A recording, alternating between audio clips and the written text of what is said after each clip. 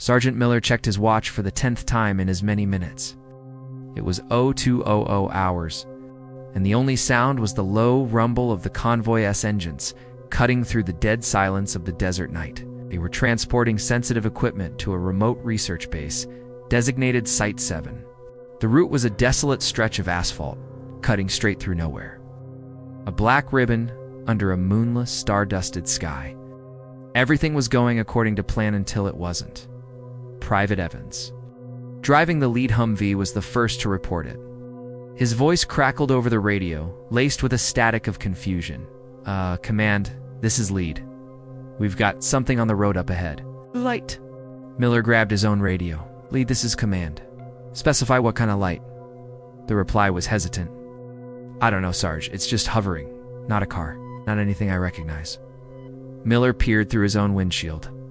Sure enough, about a half-mile ahead, a single orb of pale blue light hung suspended in the air, maybe 10 feet above the road. It pulsated gently, casting an eerie glow on the empty landscape. He gave the order. All units halt. Maintain formation. Weapons ready. Do not engage unless fired upon.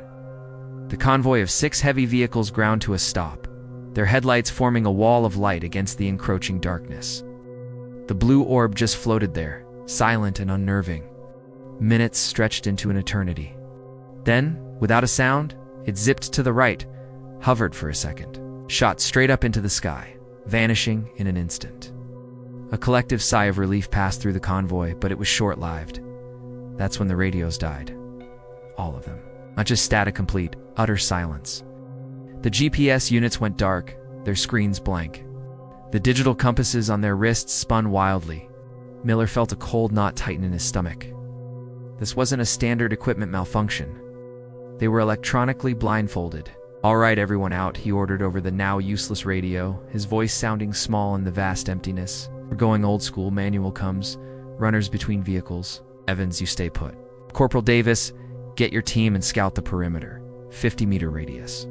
Now, as the soldiers disembarked, the air grew noticeably colder. Their breath plumed in the frigid air, strange for a desert night. Then came the sound. It started as a low hum, a vibration felt more in their bones than heard with their ears. It grew steadily, resonating from the ground itself. The hum was soon joined by a chorus of whispers, seeming to come from every direction at once. They weren't in any recognizable language, just sibilant, overlapping voices that seemed to slither around them. The soldiers, all seasoned veterans, were visibly shaken. They clutched their rifles tighter, their eyes darting into the darkness beyond their headlights. Sarge, what is that? A young private asked, his voice trembling.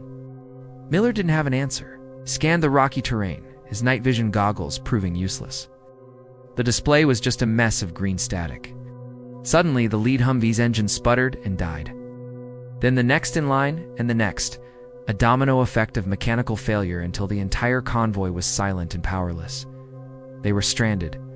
The whispering grew louder, closer. Then, from the darkness just beyond the reach of their flashlights, figures began to emerge.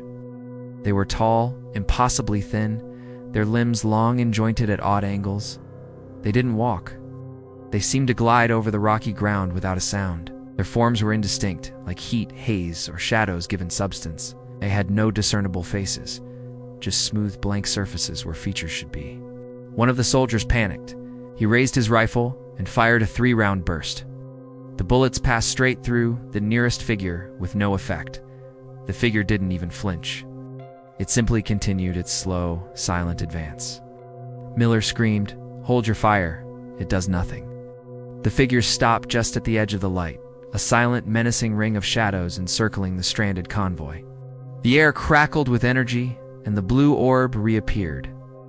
This time, descending directly over the convoy's central truck, the one carrying the sensitive cargo. It pulsed with an intense light, and the hum reached a painful crescendo.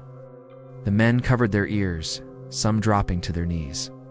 A beam of energy like liquid light shot down from the orb and enveloped the cargo truck. The truck's metal frame groaned and warped as if under immense pressure. Miller knew he had to do something. The mission was to protect the cargo at all costs.